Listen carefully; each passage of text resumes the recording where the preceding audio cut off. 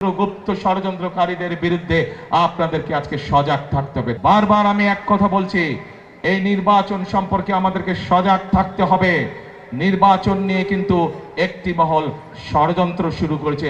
পত্রিকার পাতায় আমরা খবরে সেই খবর দেখেছি। বিভিন্নভাবে তাদের লোকজন বিভিন্ন মানুষকে গিয়ে বিভ্রান্ত করার চেষ্টা করছে। বিশেষ করে মা বোনদেরকে গিয়ে বিভিন্ন প্রতিশ্রুতি দিচ্ছে, যেই প্রতিশ্রুতিগুলা বায়বীয় প্রতিশ্রুতি। আমরা বিএনপি জনগণের সামনে সেই প্রতিশ্রুতি করতে চাই যে প্রতিশ্রুতি মানুষের পক্ষে বাস্তবায়ন করা সম্ভব। আমরা এমন কোনো প্রতিশ্রুতি করতে চাই না যা মানুষের সাধ্যের বাইরে, যা মানুষের আওতার ভিতরে না। প্রিয় ভাই বোনেরা, আমরা দেখেছি একটি মহল তাদের নেতাকর্মীরা ধরা পড়েছে নকল ব্যালটের সিল বানাতে গিয়ে।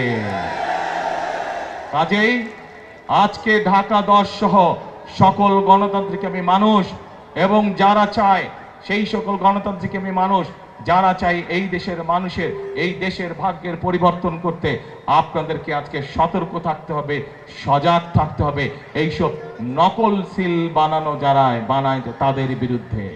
যারা গিয়ে মা বোনদেরকে বিভ্রান্ত করে তাদের বিকাশ নাম্বার চায়, তাদের এনআইডি নাম্বার চায়, এই সকল ষড়যন্ত্র, গুপ্ত ষড়যন্ত্রকারীদের বিরুদ্ধে আপনাদেরকে আজকে সজাগ থাকতে হবে। তা না হলে শত শহীদের রক্তের বিনিময়, আত্মত্যাগের বিনিময়ে আমরা যে ভোটের অধিকারকে আজকে প্রতিষ্ঠিত করতে পেরেছি, সেই অধিকার আবার হারিয়ে যাবে, সেই অধিকারে আবার ষড়যন্ত্রের বেড়াজালে আটকে যাবে।